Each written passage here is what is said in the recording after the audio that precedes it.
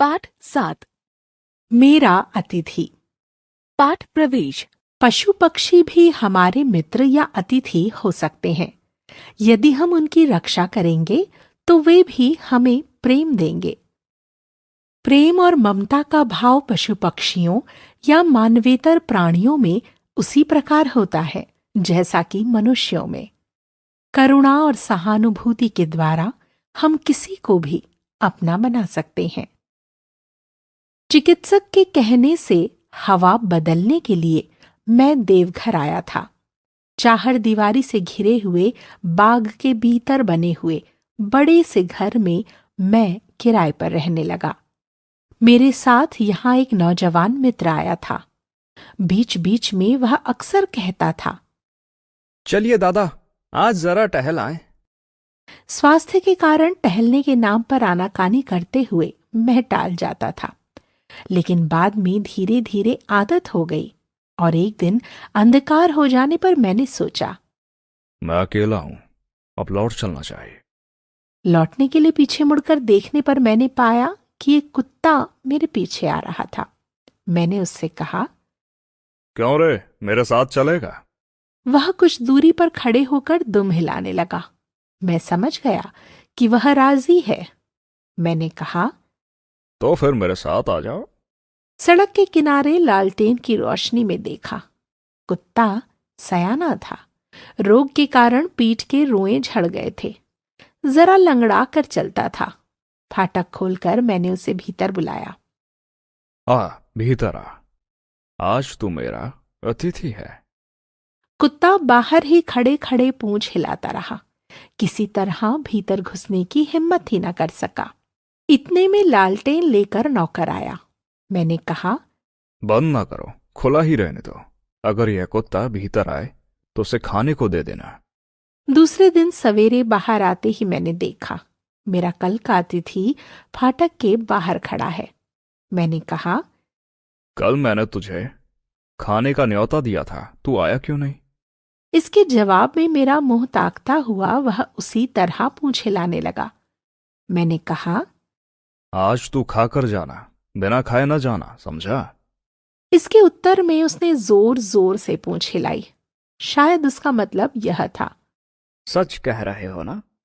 रात को नौकर ने आकर बताया कि वही कुत्ता आकर आज बाहर के बरामदे के नीचे आंगन में बैठा है।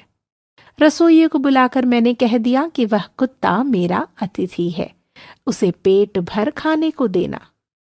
दूसरे दिन खबर मिली कि मेरा अतिथि फिर नहीं गया। मैं जानता था कि रोज बहुत सी खाने की सामग्री फेंक दी जाती है, इसलिए कुत्ते को खिलाने में किसी को आपत्ति न होगी।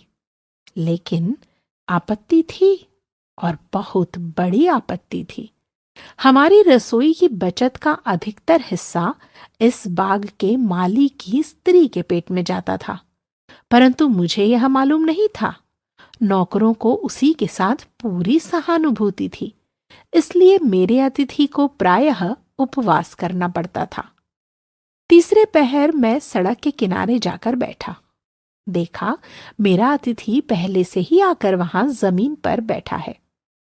यही नियम नित्य का हो गया। जब मैं टहलने जाता तब वह मेरे साथ साथ जाता था। मैं पूछता, हाँ रे अतिथि, आज मांस कैसा पका था? हाड़ चबाने में कैसा स्वाद आया? वह पूंछ हिलाकर जवाब देता। मैं समझता कि मांस उसे बहुत अच्छा लगा। मैं यह नहीं जानता था कि मालिन ने उसे मारकर बाहर निकाल दिया है। वह उसे भीतर घुसने ही नहीं देती। एकाएक मेरी तबीयत खराब हो गई।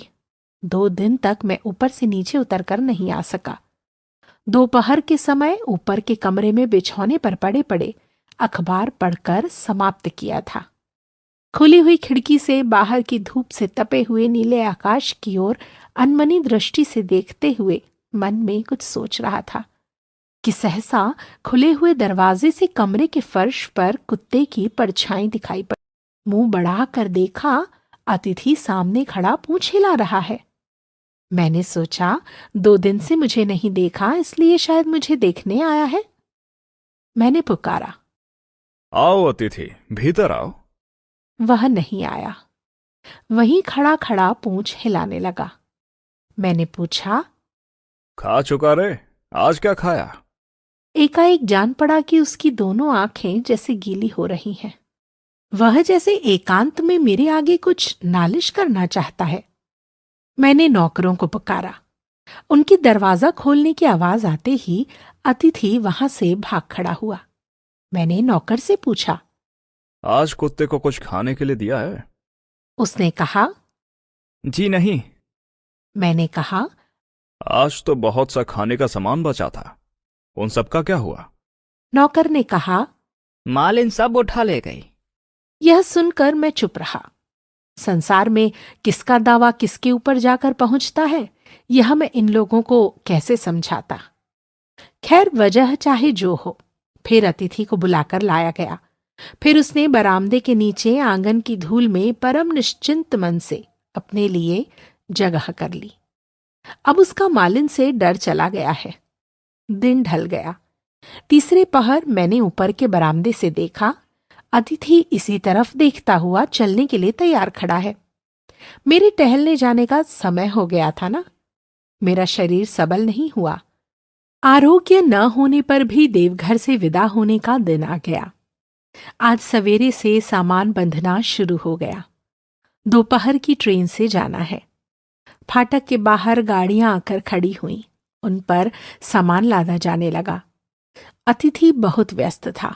कुलियों के साथ बराबर दौड़कर भीतर बाहर आ जाकर चौकसी करने लगा, जैसे वह देखभाल कर रहा हो कि कहीं कुछ खो न जाए या छूट न जाए। सबसे अधिक उत्साह उसी में नजर आ रहा था। वहां पहुंचा तो देखा मेरा अतिथि सामने खड़ा है। मैंने कहा, क्यों रे, तू यहां भी आ गया? उसने पूंछ हिलाकर इस प्रश्न का उत्तर दिया। क्या जाने उसके क्या मायने थे। टिकट खरीदे गए। माल असबाब की तौल हो गई। मित्र ने आकर खबर दी कि ट्रेन के छूटने में बस 1-2 मिनट की ही देर है। साथ में जो लोग सवार कराने आए थे उन सबको मैंने बख्शीश दी।